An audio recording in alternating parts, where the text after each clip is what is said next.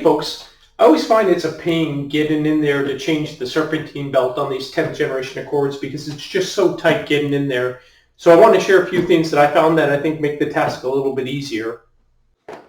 So one thing that I found that helps a lot is this GearWrench Serpentine Belt tool. It works a lot better than the old style that were the long straight ones, because this comes in two pieces, so you can adjust it to fit any angle you want, which really makes it easy to get into the engine. And the other thing is that it's a ratchet and end, which makes it easy to line up in the correct position to relieve the tension. I'll leave a link to that in the description in case you're interested.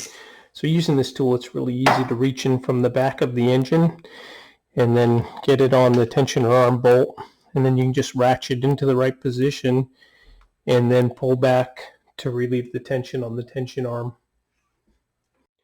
I'm going to remove this inner liner.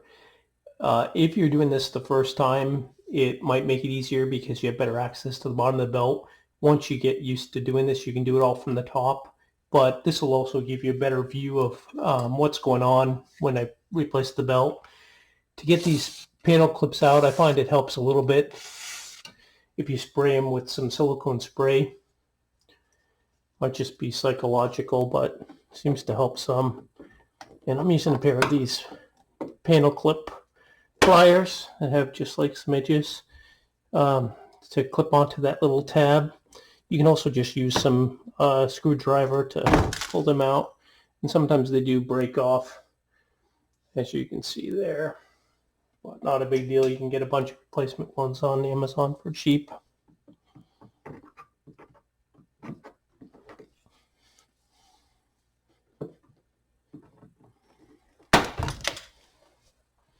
Now I've already removed two of them from down on the bottom as well.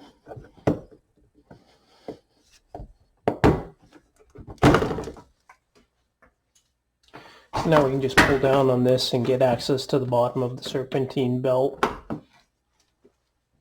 I have you set up here on the front of the engine, so you can see the serpentine belt here going over the water pump pulley. And looking down here, you can see the bolt on the tension arm. That's what we're going to turn to remove the tension, to turn the whole tension arm. But if you look down here, you can see a hole, and that actually goes through the tension arm.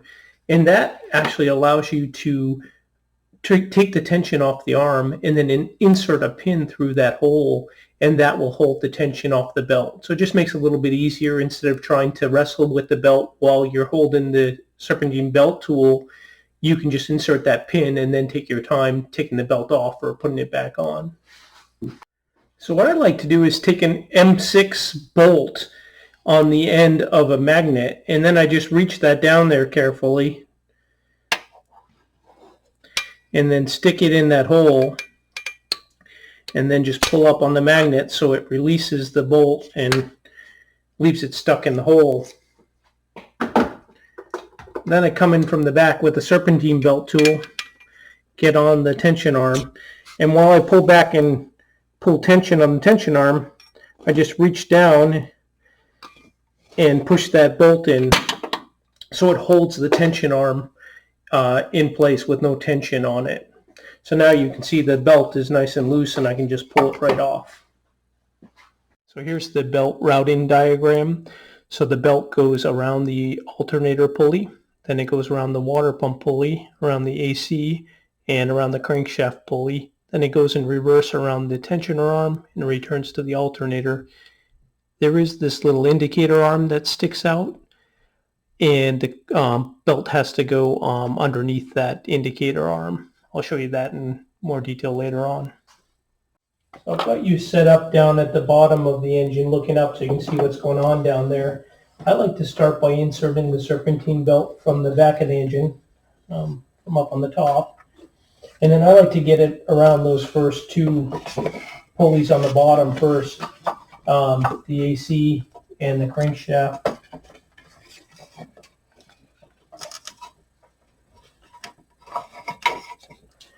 And then once you get it around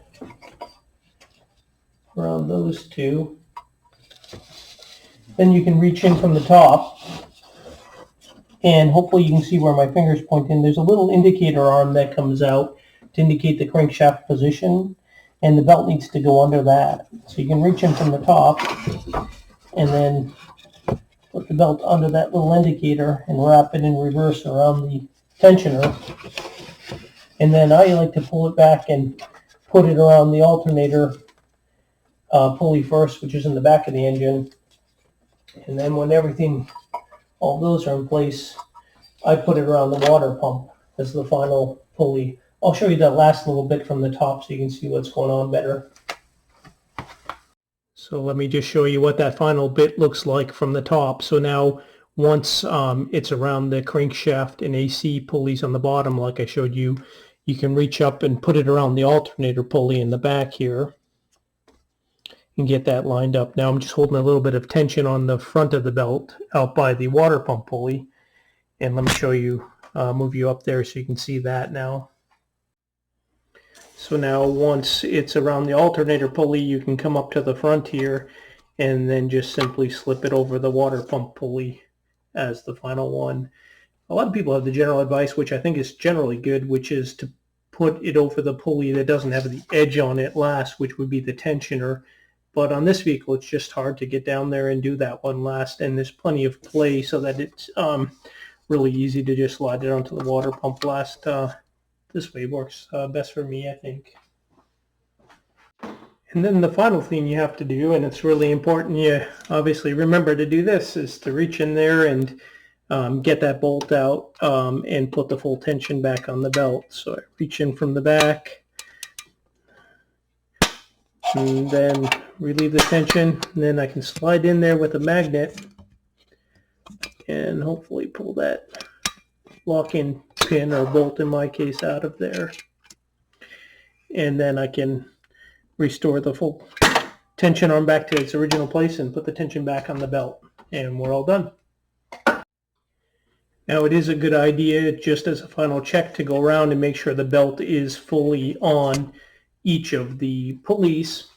So there you can see it's clearly on the water pump pulley, and on the back here you can see it's clearly on the alternator pulley, and then I'll look down there and you can see hopefully the AC pulley, and then looking back you can see that it's on the tensioner, and also get a good shot and inside of all of the grooves on the crankshaft pulley. So it's nice to just make sure the belt is fully on all of the pulleys before you run the engine. If you did take off this inner panel, you'll obviously want to put that back on, and you can buy bags of these little clips on Amazon and other places. I usually just wind up replacing them because they do seem to break pretty easily.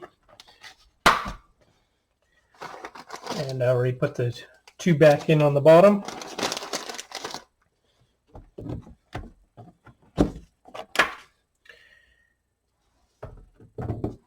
And this one's got a little hole so you can make sure it's getting lined up, because it's the piece it goes into moves around, so you can kind of reach in, put your finger behind there and make sure it's going into the right spot. So that's all there is to replacing the serpentine belt on your 2018 to 2022 Honda Accord, the 10th generation Accord. I hope you did find it useful. If you have any other tips or tricks or know ways to do this better, I'd love to hear about it in the comments. And if you did find the video useful, I'd love it if you hit the like button. If there's enough interest in videos like this going forward, I'll try to keep making them.